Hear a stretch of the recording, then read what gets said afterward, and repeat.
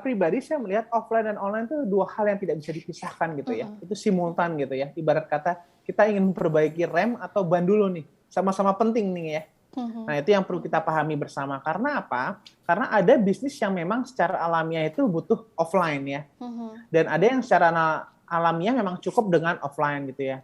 Nah, itu yang perlu kita pahami bersama. Nah, nanti ke depannya seperti apa? Kalau saya melihat adalah paling penting sekarang adalah semua bisnis sekarang udah nggak bisa. Kalau zaman SD dulu kita bisa kita selalu didoktrin adalah ini perusahaan ini barang atau jasa gitu ya.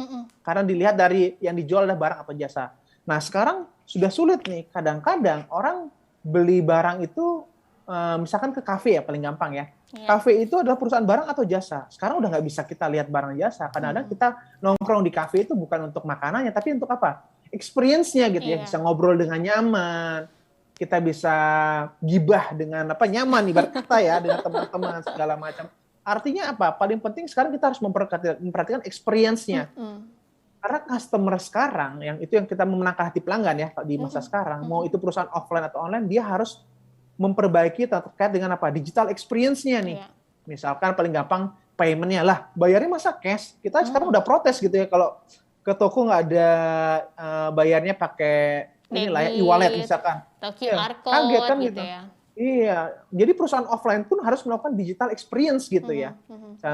Jadi menurut saya kedepannya ini bisa sama berjalan. Cuma ada beberapa sektor yang sekarang bakal tertinggal ya. Misalkan sekarang fashion gitu ya. Mungkin ataupun retail ya. Saya nggak tahu retail mungkin sifatnya tidak hilang tapi akan menurun nih jumlahnya. Karena terjadi di perbankan. Di 2017 waktu saya pertama kali waktu itu ada dinas di China gitu ya, kaget, saya bawa kartu kredit, saya bawa dolar, nggak ada yang bisa nerima nih, ternyata harus pakai apa?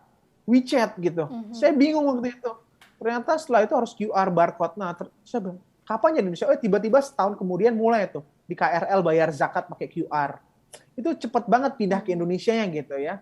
Artinya apa? Sekarang saya lihat perbankan di luar negeri itu sekarang sudah apa? Perbankan tinggal hanya untuk store manager,